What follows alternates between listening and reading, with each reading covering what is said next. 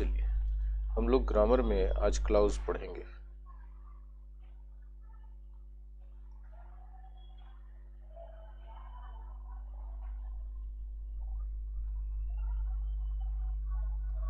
ठीक है, क्लाउज होता क्या है? क्लाउज अगर हम कहें एक शब्द में तो क्लाउज जो है ग्रुप ऑफ वर्ड्स है। क्लाउज क्या है? अ ग्रुप ऑफ वर्ड्स है। ठीक है, और ये ग्रुप ऑफ वर्ड्स में क्या होता है भैया? ये ग्रुप ऑफ वर्ड्स ऐसा है जिसमें एक सब्जेक्ट होता है और एक फाइनाइट वर्ब होता है। अब आप बोलोगे कि वो क्या होता है? ठीक है,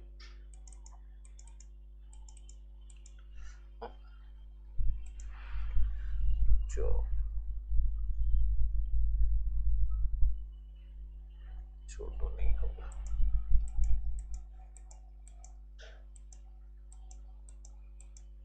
चलो, clause a group of words होता है।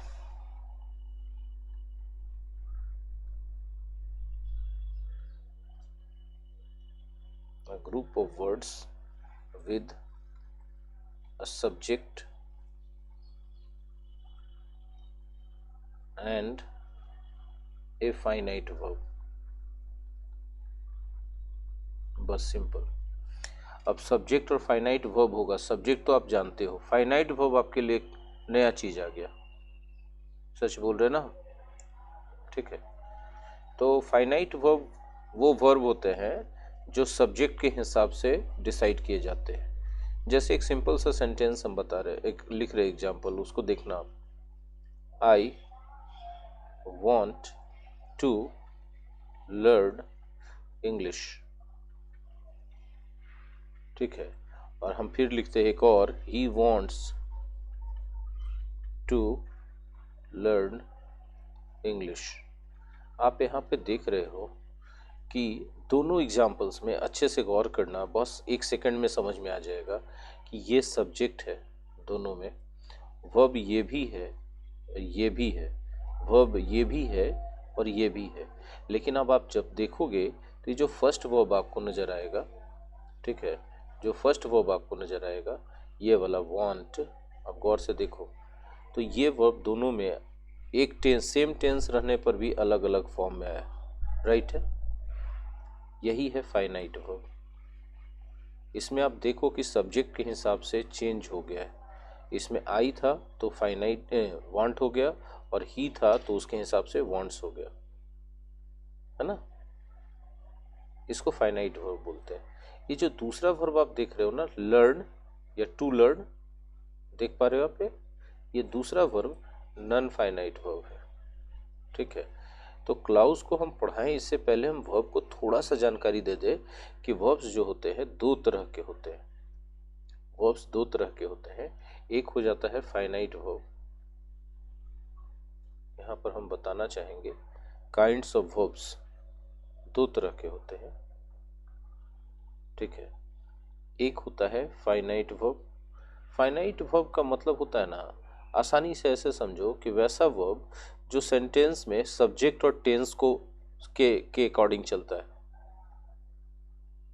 वैसा वर्ब जो सेंटेंस में सब्जेक्ट के अकॉर्डिंग और टेंस के अकॉर्डिंग चलता है वो फाइनाइट वर्ब होता है। ठीक है, और जो नॉन फाइनाइट वर्ब होता है ना, उस पर सब्जेक्ट का भी असर नहीं पड़ता है। देखिए यहाँ पर सब्जेक्ट आई था, गौर कीजिएगा, सब्जेक्ट आई था तो भी टू लर्न ही चला था, सब्जेक्ट ही हो गया तो भी टू लर्न ही रहा। यदि सेंटेंस हम पास्ट में लिख देते हैं, कि एग्जांपल यहाँ लिख रहे हो और पास्ट का, तो भी देखिएगा टू लर्न ही रहेगा। I wanted to learn English. ठीक है, तो देखिए यहाँ पर पास्ट में हो गया, फिर भी टू लर्न ही रहा, उस पर टेंस का भी असर नहीं पड़ा और सब्जेक्ट का भी नहीं, तो ये नॉन फाइनाइट वर्ब है।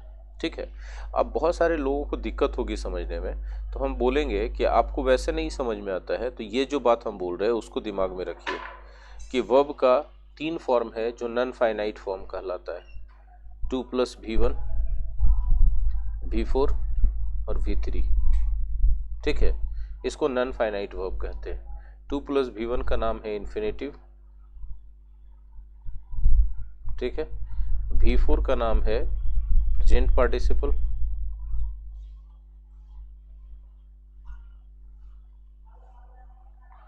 V3 का नाम है पास्ट पार्टिसिपल। तो हम आईएनजी फॉर्म भी बोलते हैं ना? जी बिल्कुल बोलते हैं। ठीक है, तो ये जो है ये 3 नॉन फाइनाइट वर्ब है। इनको छोड़ के बाकी जितना है दुनिया में वो फाइनाइट वर्ब के अंतर्गत आएगा। आपको हम समझने के ख्याल से प्रैक्टिकल बात ये बताएंगे कि फाइनाइट वर्ब किसी सेंटेंस का मेन वर्ब होता है जिससे टेंस पता चलता है। ठीक है, इससे क्या पता चलता है? टेंस पता चलता है। वो वाला वर्ब फाइनाइट वर्ब होगा। जिससे टेंस पता चल जाए वो वाला वर्ब फाइनाइट वर्ब होगा। ये समझने के ख्याल से सबसे आसान चीज है। ठीक है, अब थोड़ा आगे बढ़ते हैं और हम एक एग्जाम्पल लिखते हैं यहाँ पर। ठीक है, लिखते हैं हम सर फाइनाइट वर्ब। हाँ फिर से बोलिए। सर फाइनाइट वर्ब का क्या कहा आपने लास्ट लाइन? सबसे आसान चीज कि जिस वर्ब से आपको टेंस पता चल जाए सेंटेंस का, वो वर्ब आपका फाइनाइट वर्ब होगा। ठीक है, I have been teaching English for a long period. जिस वर्ब से टेंस पता चल जाए वो आपका फाइनाइट वर्ब होगा। सिंपलेस्ट, हाँ या ना? आप बता सकते हो कि सेंटेंस में फाइनाइट वर्ब कौन है? टेंस कहां से पता चल रहा है? देखो तो, हैव बीन टीचिंग से, है ना? तो ये आपका फाइनाइट वर्ब है, राइट है? अच्छा, इस सेंटेंस में सब्जेक्ट कौन है? आई है, आई सर, है ना? अब आप देखो, हमने कहा था कि अच्छा ये पूरा का पूरा सेंटेंस जो है ग्रुप ऑफ वर्ड्स है कि नहीं है? I have been teaching English for a long period group of words है कि नहीं है? Yes sir. और इस ग्रुप ऑफ वर्ड्स में एक सब्जेक्ट मिल गया और एक क्या मिल गया? फाइनाइट वर्ब मिल गया, हाँ ना बोलना। एक सब्जेक्ट और एक फाइनाइट वर्ब मिला, हाँ ना बोलो। Yes sir. मिला ना? तो अगर सब्जेक्ट और फाइनाइट वर्ब है तो उसको क्लाउज कहेंगे। यानी ये पूरा चीज अपने आप में क्या है? एक क्लॉज है।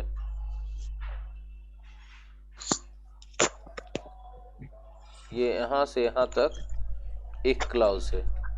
क्लॉज क्यों कहा हमने? क्योंकि इसमें एक सब्जेक्ट है और एक फाइनाइट वर्ब। तब आप तो बोलेंगे सर ये तो एक सेंटेंस है, तो यहाँ क्लाउज ही क्या हो गया? एक सेंटेंस हो गया या नहीं हो गया? सोच के बताओ। ये क्लाउज ही क्या है यहाँ पर? सेंटेंस है। तो हमने अभी जब शुरुआत करा था तो आपको फट से एक बात कही थी कि एक क्लाउज क्या होता है? सेंटेंस। जिसमें एक सेंटेंस को ही क्लाउज कहते हैं, राइट है? एक एग्जांपल और देखो, एक एग्जांपल और देखो। ठीक है, I am teaching English because I like it. ठीक है, I am teaching English because I like it. आप देखो, आपको हम अच्छे से यहाँ पे दिखा रहे हैं, गौर से समझना कि एम टीचिंग फाइनाइट वर्ब है। पूछो कैसे? पूछो, सेंटेंस का पता चल रहा है, टेंस पता चल रहा है ना उसी से जी। और ये सब्जेक्ट है, तो ये सब्जेक्ट और एक फाइनाइट वर्ब मिल गया। तो ये जो पूरा कंस्ट्रक्शन आपको मिला यहां से यहां तक, आई एम टीचिंग इंग्लिश, ये क्लाउज है कि नहीं है? हाँ ना बोलो। जी। और इसमें देखो ये लाइक जो है टेंस बता रहा है कि नहीं बता रहा है?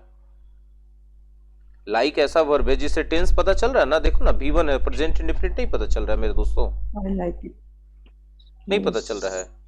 तो जिससे टेंस पता चले वो फाइनाइट वर्ब होता है और ये सब्जेक्ट है। तो ये भी ग्रुप पूरा का पूरा अपने आप में एक क्लाउज है कि नहीं है? नहीं समझ में आ रही है बात मेरी? आ रही है। जितने भी ग्रुप्स हैं जिसमें एक सब्जेक्ट और एक फाइनाइट वर्ब बन गया, मिल गया, वो एक क्लाउज कहला जाएगा। और ये सेंटेंस कहां से कहां तक है? यहां से पूरा जहां तक एक फुल स्टॉप या क्वेश्चन मार्क या एक्सक्लेमेटरी मार्क आता है, पूरा एक सेंटेंस कहलाता है कि नहीं कहलाता है? हाँ ना बोलना। Yes sir. अब इस सेंटेंस में देखो गौर से कि एक क्लाउज यहां है और एक क्लाउज यहां है, यानी सेंटेंस कितने क्लाउजेस का है बताओ? दो क्लाउजेस ने। हाँ, इस सेंटेंस में दो एक क्लाउजेस है मेल एक और ऊपर वाले सबऑर्डिनेट। सेंटेंस में कितना क्लाउज था? सर एक ही। ये एक ही क्लाउज का सेंटेंस था। अभी आपको समझ में आया कि जब एक क्लाउज का सेंटेंस हो तो सेंटेंस और क्लाउज सेम रह जाता है, लेकिन जब एक से ज्यादा क्लाउज हो तो क्लाउज छोटा वाला हिस्सा होता है और सेंटेंस पूरा जहां फुल स्टॉप जाके लगे या जहां अंत में क्वेश्चन मार्क लगे वहां तक पहुंचने पर एक सेंटेंस पूरा होता है, और उसके बीच में जितना ग्रुप आ गया सब्जेक्ट और फाइनाइट वर्ब के साथ, यानी जितना छोटा छोटा सेंटेंस आ गया वो सब क्लाउज हो गया।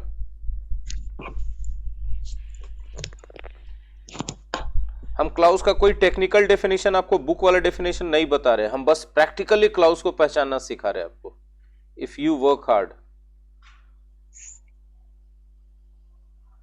Comma, you will get success, you will get success। ठीक है, अब आप देखो यहां पर आपको ये पूरा सेंटेंस यहां से यहां तक है, इफ यू वर्क हार्ड। बोलिए पूरा सेंटेंस कैसे हो गया? जहां तक फुल स्टॉप या क्वेश्चन मार्क नहीं मिलता वहां तक का पूरा एक सेंटेंस कहलाएगा। इस सेंटेंस में क्लाउजेस हैं दो, जो दो छोटे छोटे आपको सेंटेंसेस मिलते हैं उनको आप क्लाउजेस कहोगे। देखिए इफ यू वर्क हार्ड एक क्लाउज हो गया, और दूसरा क्लाउज क्या हो गया बताओ?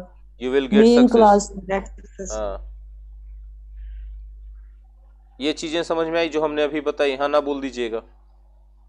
सर जो एग्जाम्पल 2 दी ना आपने सर जी सर, आपने इससे पहले बोला नॉन फाइट वर्ब, हम मतलब जो नॉन फाइनाइट वर्ब जो होता है हाँ। वो हम मतलब रिकॉग्नाइज करते हैं जब प्रेजेंट पार्टिसिपल होता है, तो यहाँ पे है ना सर आई एम टीचिंग ये।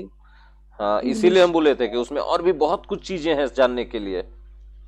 ठीक है, इसलिए वो डेफिनेशन जो है वो परफेक्ट नहीं है, वो डेफिनेशन आपको मिसलीड कर ही देगा। वो किताब का डेफिनेशन है, हम हट गए वहां से इसीलिए, और हम आप अपने तरीके से बता रहे हैं, इसको पकड़िए। उस डेफिनेशन से चलोगे तो कंफ्यूज हो जाओगे, किताब में वैसे ही लिखा रहता है। आप कोई ग्रामर का किताब खोल के देख लो, वैसे ही लिखा रहता है। सच्ची बता रहे, हम झूठ नहीं बोल रहे। Yes sir. ठीक है, तो वो कंफ्यूज करने वाला तरीका है। बोलो सर किताबें गलत लिखती, नहीं किताबें सही लिखते हैं, लेकिन किताबों की बातों को समझने के लिए और बहुत ज्यादा चीजें पढ़नी होती है।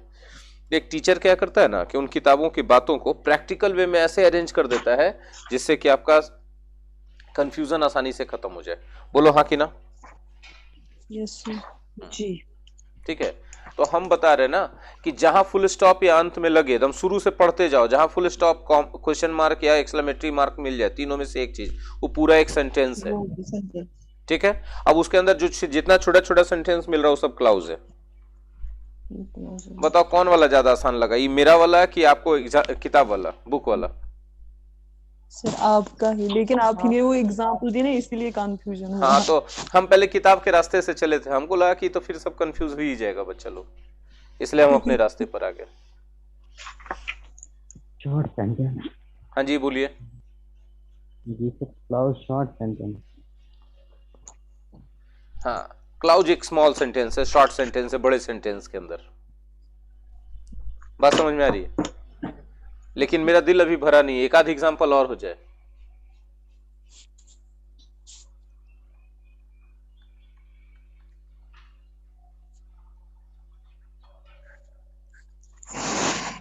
When I came here, I saw him।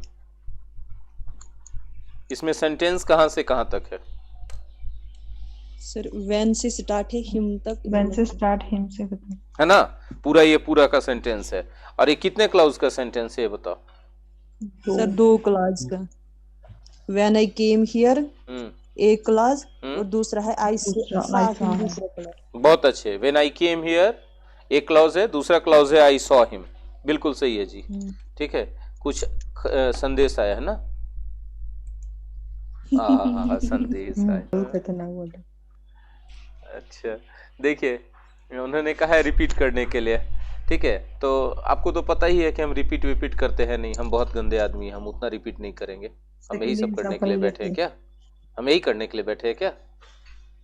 When I came here. हाँ, जिसने पूछा होगा उसका दिल टूट गया होगा कि कैसा टीचर एकदम फटाके से बोल रहा है कि हम नहीं रिपीट करेंगे, तुम्हारे लिए हम रिपीट करने के लिए बैठे हैं क्या? and he greeted me. आप हमको बताओ कि इसमें सेंटेंस कहां से कहां तक है? when से स्टार्टेड है, when से स्टार्ट होके कहां तक जा रहा है? मी तक सर। ठीक है, ये शिमू बोल रही है लगता है। Yes sir. सबकी आवाज पहचान में आ गई है। लड़कों की सबकी आवाज एक जैसी है और जितने भी बच्चियां हैं सबकी आवाज अलग अलग टाइप है, एकदम पता चल जाता है। When I came here I saw him and he greeted me।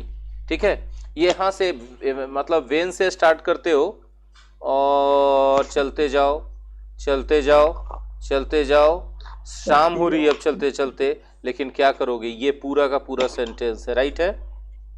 Yes sir. इसमें क्लाउजेस कौन कौन से हैं, कितने क्लाउजेस हैं ये बताओ? 3 है सर 3 है। कहां से कहां तक है पहला clause? when I came here पहला, हम्म दूसरा है I saw him, हम्म, तीसरा है and he greeted me। वाह वाह वाह वाह, क्या बात है। ये सेकंड क्लाउज आपका यहाँ पर हो गया और ये आपका मिल गया थर्ड क्लाउज मिल गया, राइट है?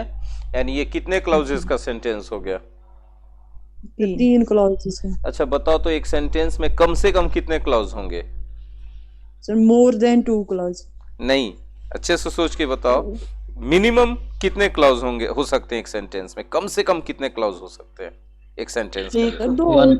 1 क्लाउज, बिल्कुल सही, बिल्कुल बिल्कुल बिल्कुल बिल्कुल सही। एक सेंटेंस के अंदर कम से कम 1 क्लाउज तो जरूर होगा। नहीं समझे कैसे? Yes sir yes sir. समझ गए ना? और मैक्सिमम कितने क्लाउज हो सकते हैं? अनलिमिटेड में भी। 2 होते हैं मैक्सिमम। अच्छा 2 ही होंगे मैक्सिमम? 3 तो होंगे इसमें।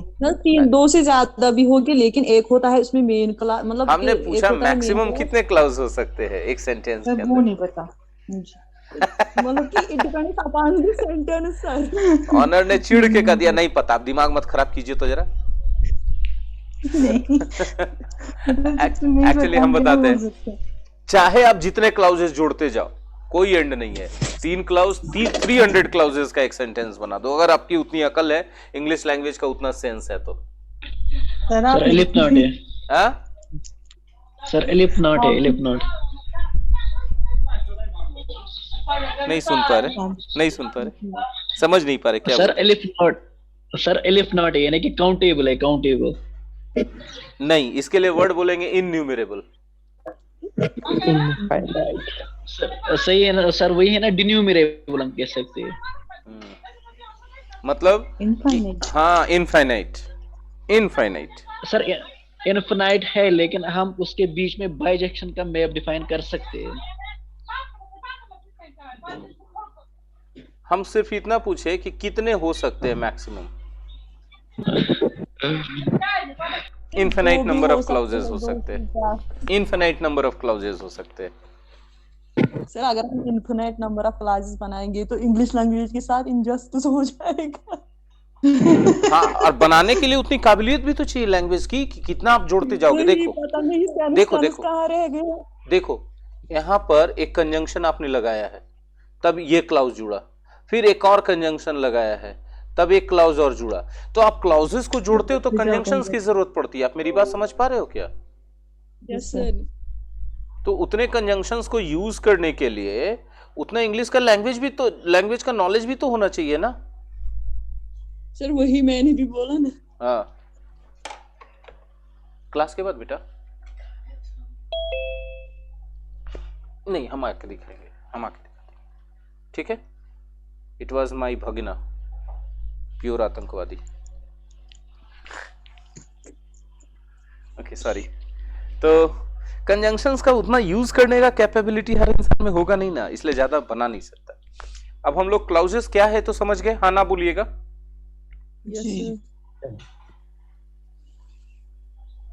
काइंड्स और टाइप्स ऑफ क्लाउजेस, हाँ ना बोलिएगा। Yes sir. बहुत जरूरी है जानना इसको। क्या लगता है? बस 2 ही तरह के? 2 टाइप के। हाँ 2 ही तरह के। कौन कौन से? Main clause. हाँ इंडिपेंडेंट क्लाउज भी इसको बोलते हैं, independent clause, dependent clause, main clause, या इसी को कहा जाता है मेन क्लॉज। कॉम्प्लेक्स। दूसरा है सबऑर्डिनेट और डिपेंडेंट हाँ, क्लॉज। दूसरे का नाम है डिपेंडेंट क्लॉज या सबऑर्डिनेट भी कह सकते हो आपको, डिपेंडेंट क्लॉज या क्या कह सकते हैं इसको, सबऑर्डिनेट क्लॉज सर। हाँ सबऑर्डिनेट क्लॉज। ठीक है, अगर एक क्लॉज का सेंटेंस है तो उसमें कौन रहेगा, इंडिपेंडेंट क्लॉज रहेगा कि डिपेंडेंट क्लॉज रहेगा, ये बताओ सोच के। Sir independent clause. सारा का सारा इंडिपेंडेंट होगा ना, कभी भी यस सर, इंडिपेंडेंट यस नहीं सर। रहेगा, राइट है नहीं सर, ना। क्योंकि वो सेंस नहीं देगा फुल, इसीलिए उसमें मेन रहेगा सर। हाँ, जो मेन कंप्लीट सेंस देगा वही मेन रहेगा, बहुत अच्छी बात है। तो बेटा प्लीज क्लास ले रहे हैं, क्लास। हाँ देखिए, एक स्टोरी लिख रहे हैं हम, ठीक है, एक छोटी सी स्टोरी, और आपको उस स्टोरी में बताना है जो चीजें हम पूछेंगे, राइट है। ओके।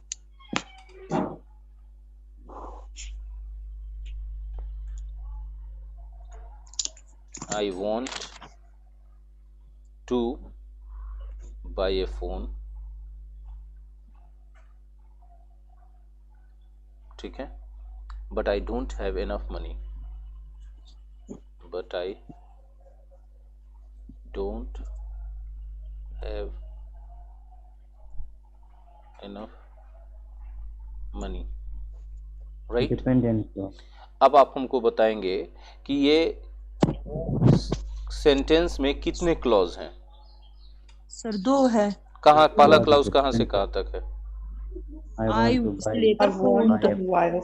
ये फर्स्ट क्लॉज है आपका। सेकंड क्लॉज कहाँ से कहाँ तक है, बट से लेकर मनी तक। don't have enough money. Sir है ना? I don't have. ठीक है, अब आप हमको बता सकते हैं कि ये दोनों में से कौन डिपेंडेंट है और कौन इनडिपेंडेंट है। सर ये जो मतलब ये दो क्लास है दोनों, क्योंकि इनमें जो बट यूज हुआ ना, ये है ना coordinating conjunction sir. This coordinate होगी but वाली. जबरदस्त नॉलेज, बहुत अच्छा, I am impressed. Two independent clauses है।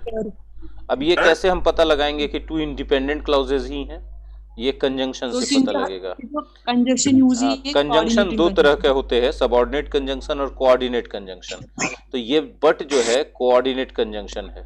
अब आप बोलोगे कि कोऑर्डिनेट कंजंक्शन हम कैसे पहचानेंगे, तो कोऑर्डिनेट कंजंक्शन आप पहचान नहीं सकते हो, आपको याद रखना होगा।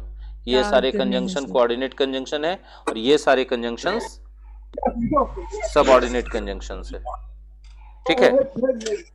ठीक है, तो कोऑर्डिनेट कंजंक्शन से जुड़ा है तो दोनों क्लाउज मेन क्लाउज होगा। जिनके तरफ नॉइज है वो अपना माइक म्यूट करें। सर इसको कंपाउंड क्लॉज भी कहते हैं। यस सर, कंपाउंड क्लाउज नहीं, कंपाउंड सेंटेंस कहते हैं।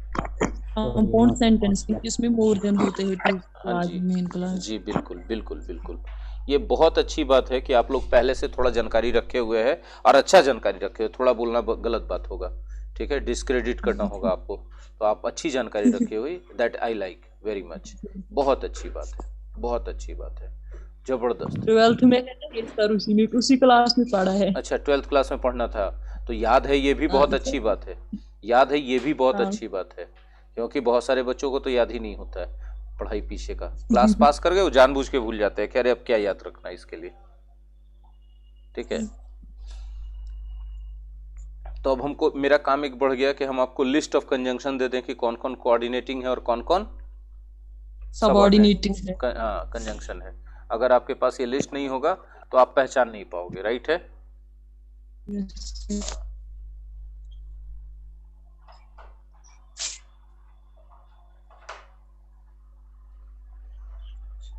चलिए आगे बढ़ते हैं।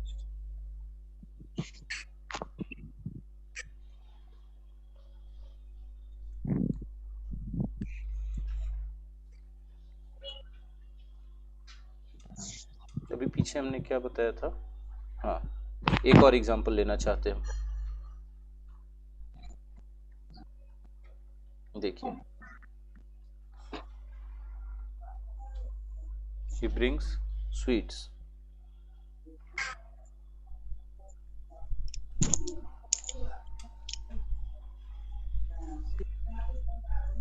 whenever he comes here, आप बताओ इसमें कितने क्लाउजेस है? कीपिंग मैंने सर 2 है। कौन कौन? पहला कहाँ से कहाँ तक है? ही ब्रिंग्स स्वीट्स, हम्म दूसरा है ही कम्स हियर, मतलब व्हेनेवर ही कम्स हियर। हम्म क्या दोनों मेन क्लाउज है या दोनों में से कोई एक नो डिपेंडेंट क्लाउज? सर, हाँ सर एक है डिफरेंट है। डिपेंडेंट। हाँ, कौन कौन? सर ये है सबऑर्डिनेट का, क्योंकि इसमें व्हेनेवर कंजक्शन यूज हुई ना सर। हाँ, ये सब है डिपेंडेंट क्लाउज या सबऑर्डिनेट क्लाउज। कैसे हम लोग पहचान पाए इस बात को? इसके कंजंक्शन से फिर से पहचान पाए। कंजंक्शन इसका कौन सा है भाई? व्हेनेवर है। व्हेनेवर कैसा कंजंक्शन है? सबऑर्डिनेट कंजंक्शन है। सबऑर्डिनेट कंजंक्शन है, और सबऑर्डिनेट कंजंक्शन मिल गया तो समझो कि वो डिपेंडेंट क्लाउज है उससे शुरू होने वाला। ठीक है, तो सबऑर्डिनेट कंजंक्शन का पहचानना थोड़ा आसान हो जाता है। आपको बता दें कि जितने भी WH वर्ड्स मिल जाएंगे ना, वो सारे के सारे सबऑर्डिनेट कंजंक्शन में आएंगे। Yes sir. आसान हो गया कि नहीं हो गया? Yes sir. हाँ, जितने भी क्वेश्चन वर्ड्स है और WH वर्ड्स है वो सारे के सारे। इसके अलावा दैट जो होता है की, वो भी ठीक है। सबऑर्डिनेट हाँ, कंजक्शन। एक रफ आइडिया दे देते हैं आप लोगों को इस चीज का।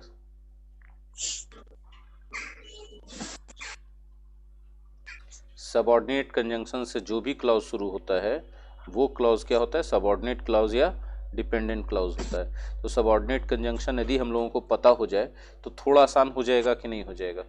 तो जितने भी WH वर्ड्स हैं वो सारे के सारे, फिर दैट है, ठीक है ना। अब समझो, दैट के अलावा इफ है ना, एज सुन एज है, बिकॉज, हाँ एज सुन एज है, इन केस है, प्रोवाइडेड है या प्रोवाइडेड दैट है, सपोजिंग है, ये सारे के सारे ठीक है। सिंस भी आए हैं। हाँ जी, एज लॉन्ग एज है, एज लॉन्ग एज है, ठीक है, बिकॉज है, एज है, सिंस है, ठीक है। ये सारे के सारे। अब एक तो बहुत बड़ा तादाद हमने कम कर दिया सीधे लिख करके WH वर्ड्स, नहीं तो अच्छा खासा लंबा लिखा जाता है ना। सर सो दैट भी है ना। हाँ बिल्कुल, सो दैट भी आएगा, सो दैट आएगा, इन ऑर्डर दैट आएगा, ये सारा आएगा, सो दैट आएगा, इन ऑर्डर दैट आएगा, बिल्कुल ठीक है। ये सारे के सारे क्या है? सबऑर्डिनेट कंजंक्शन है, और इनसे शुरू होने वाला क्लाउज सबऑर्डिनेट क्लाउज या डिपेंडेंट क्लाउज होगा। और कोऑर्डिनेट का भी एक रफ आइडिया दे देते हैं। कोऑर्डिनेट कंजंक्शन का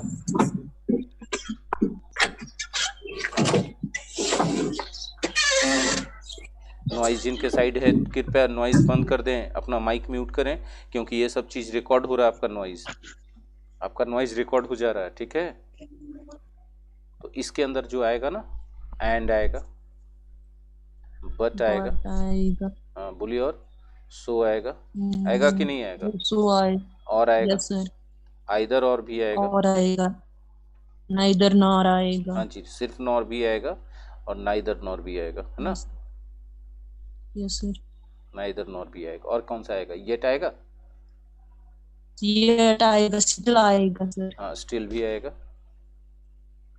बहुत फॉर भी आएगा सर, फॉर भी आएगा, बहुत अच्छा। ये फॉर के लिए वाला कि बिकॉज के सेंस में?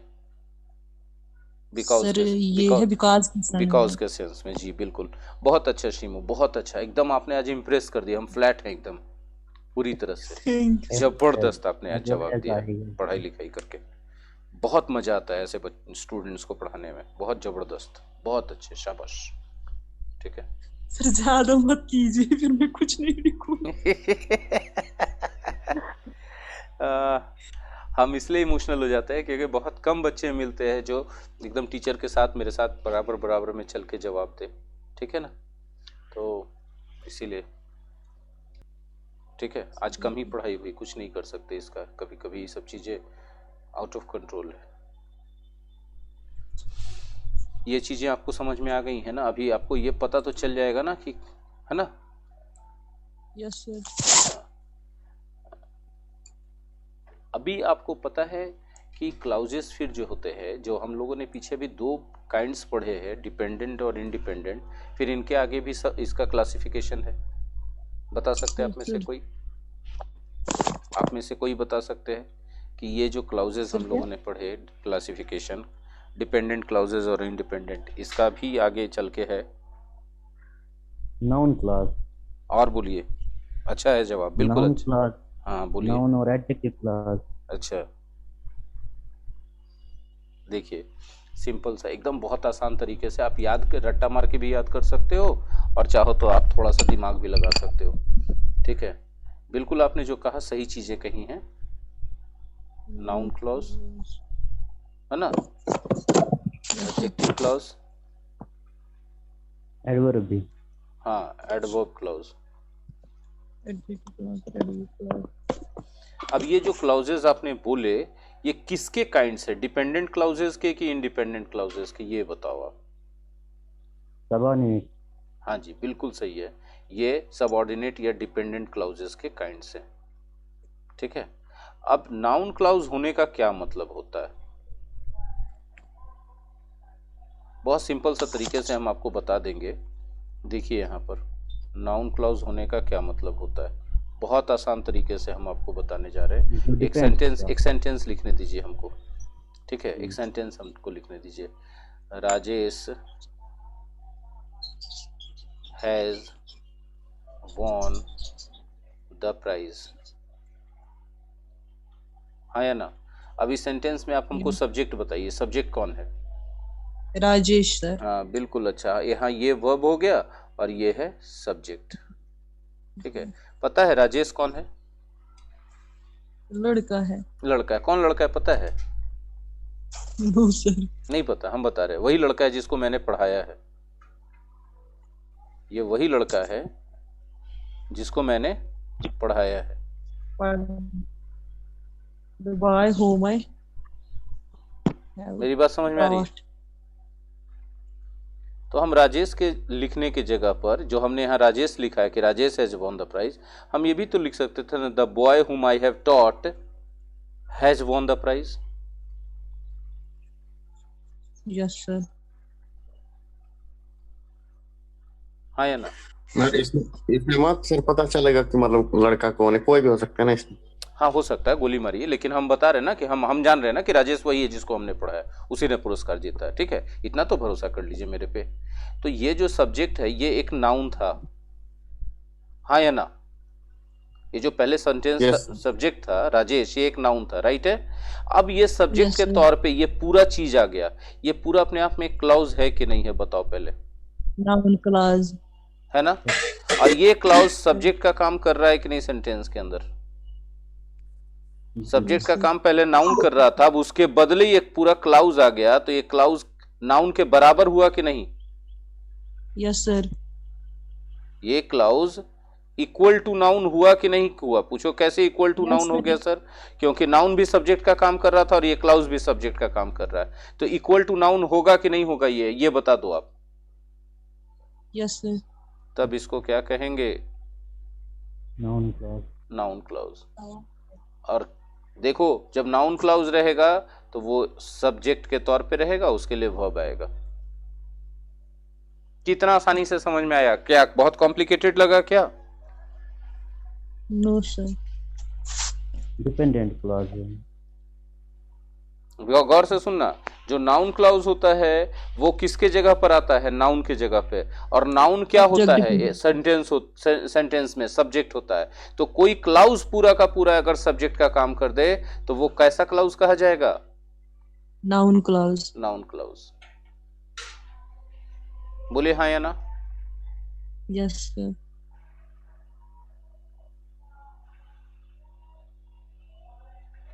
सभी लोगों को क्लियर है? और हाँ भी और एक एग्जांपल हाँ दीजिए। बिल्कुल बिल्कुल देंगे, बिल्कुल देंगे, एक और एग्जांपल देंगे। ठीक है, डिस्कनेक्ट होने वाला है, एक एग्जांपल नहीं हो पाएगा, डिस्कनेक्ट कर दो अब आज के लिए। नहीं, धन्यवाद।